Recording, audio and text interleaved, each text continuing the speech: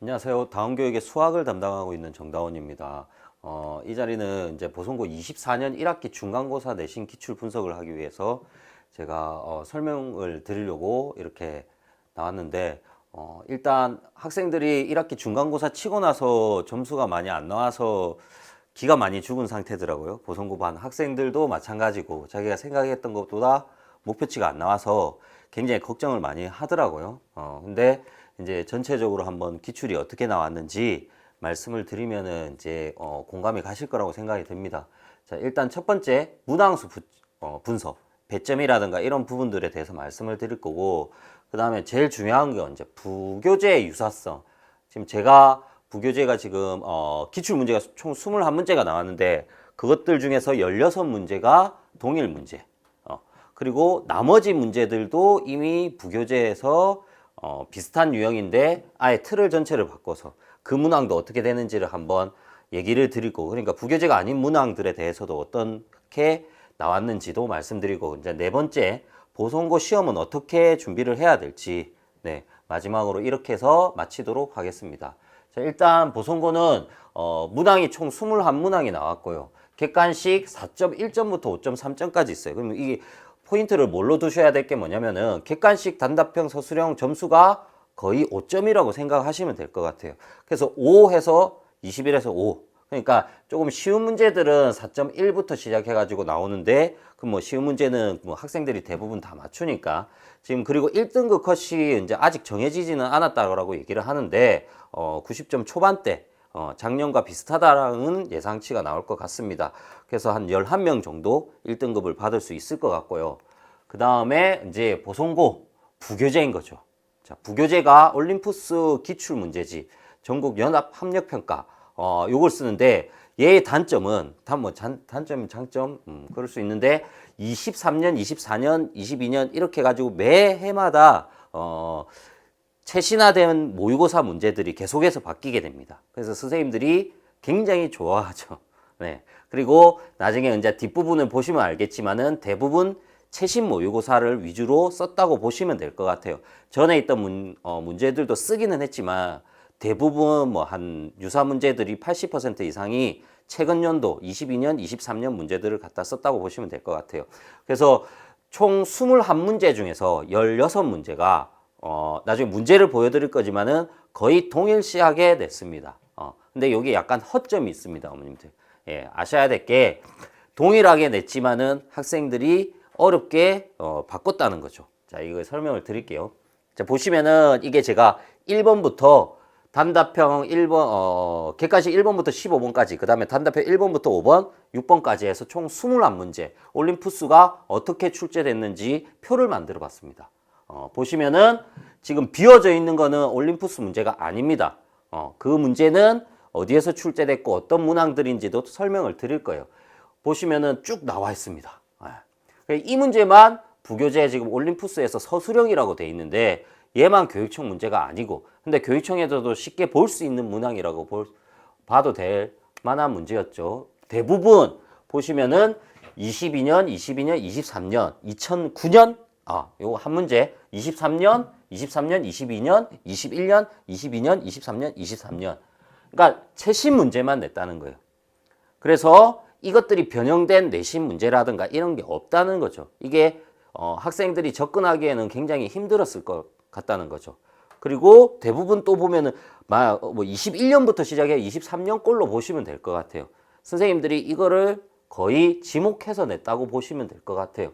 네. 그리고 나머지 빈 5문제는 올림푸스 문제가 아니지만 거의 뭐 비슷하게 냈다라고 보시면 될 것 같아요. 그래서 제가 문제를 가져와 봤는데 어떻게 비슷하게 냈느냐.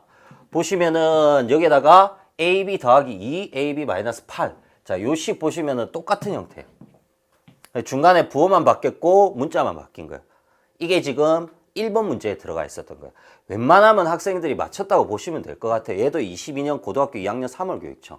자, 대부분 다 비슷합니다. 뭐 이렇게 보시면은 이제 관찰해 보시면은 다를 거라고 생각하지만 풀어주면 저런 형태로 잡히는 형태들인 거죠. 자, 여기에도 마찬가지 x 플러스 1의 전체 제곱인데 x 마이너스 1의 전체 제곱으로 나누어 떨어질 때 똑같은 문항이 나는 거죠.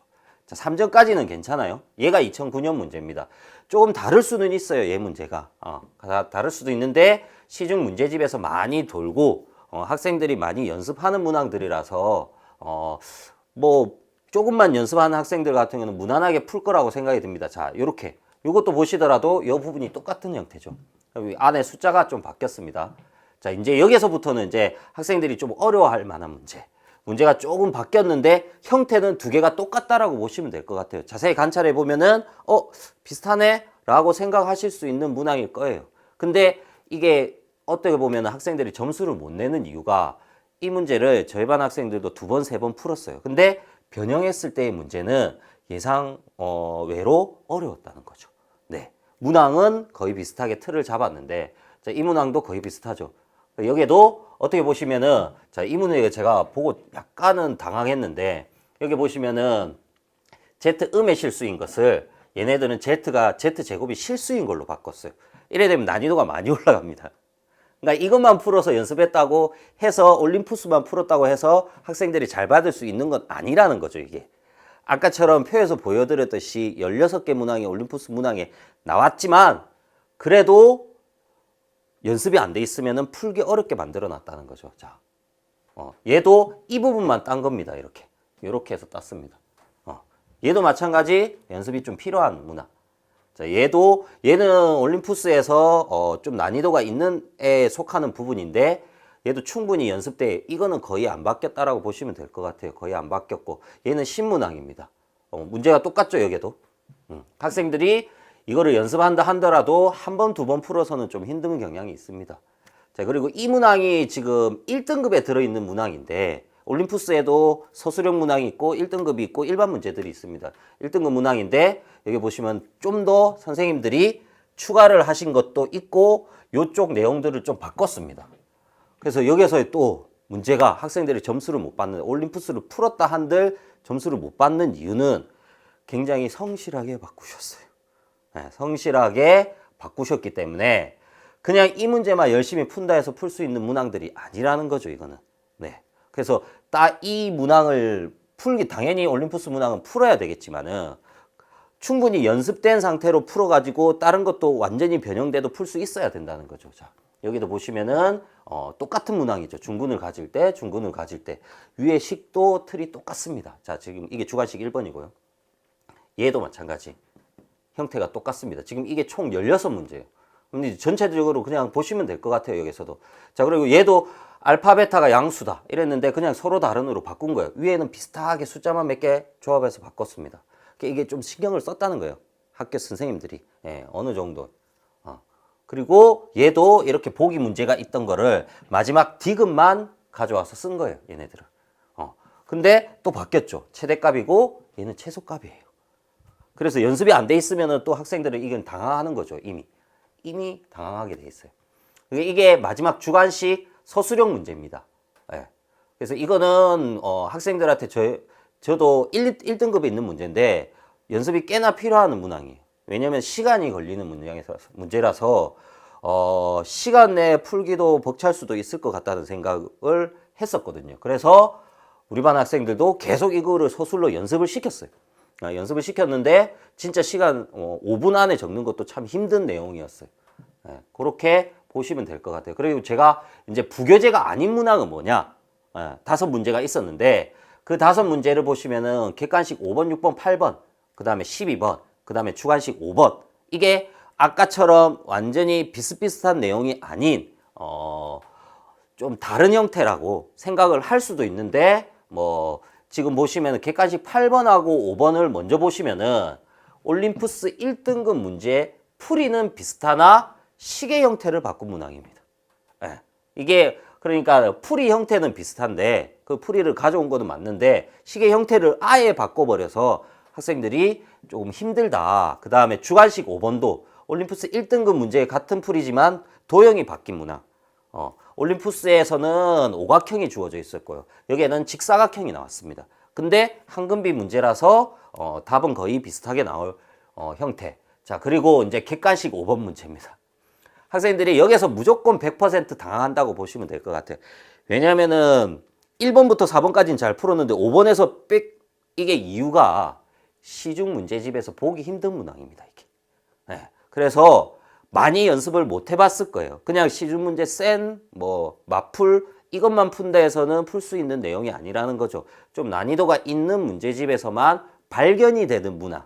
네. 거기에서도 많아봤자 한 문제, 두 문제 있는 문항이라는 거죠. 그래서 학생들이 처음에 좀 당황했다라고 얘기를 하더라고요. 일단 5번 문제에서. 네. 그렇고 6번 문제는 이미 시중 문항에서 많은 문항들.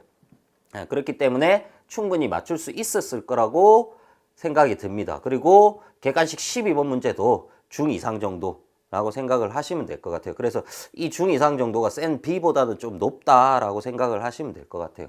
자, 이게 부교재가 아닌 문항들 5문제가 나왔어요.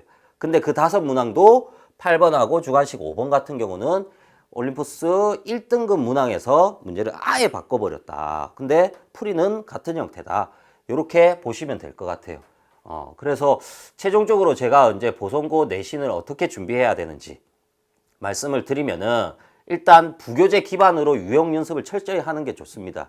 근데 앞에 서두에서 말씀드렸듯이 부교재를 본다 한들 변형된 거를 자유롭게 풀 수 있으려면은 그 외적인 베이스들이 정말 잘 갖춰져 있어야 된다고 할 정도의 문항들이 출제됐다고 보시면 될 것 같아요. 그래서 두 번째 기본 문제보다는 중 이상의 문제를 시간 내에 풀기 연습을 많이 하셔야 될 것 같아요. 예. 저희 학생들 같은 경우도 기출지 같은 경우는 무조건 시간 내에 커트입니다. 기출지 시간 내에 커트. 그래서 시간을 어떻게 정확하게 배분.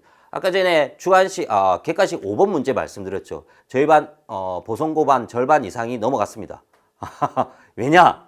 당황했거든요. 네, 그것도 연습에 포함시켰습니다, 저는.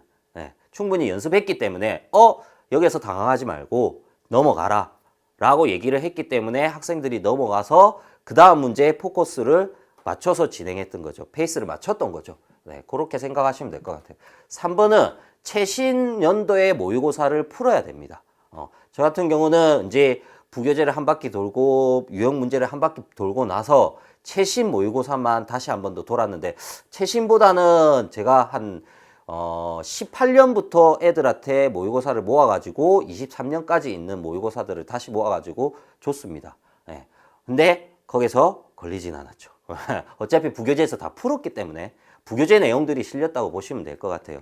그래서 학생들의 체감이 조금 많이 높았다라고 보시면 될 것 같아요. 그래서 제 생각에는 90대 초반까지도 1등급 컷을 예상하고 있는데 작년에 92점 컷이었는데 조금 더 낮게 나오지 않을까. 뭐 그래봤자 90 정도라고 생각하시면 될 것 같아요.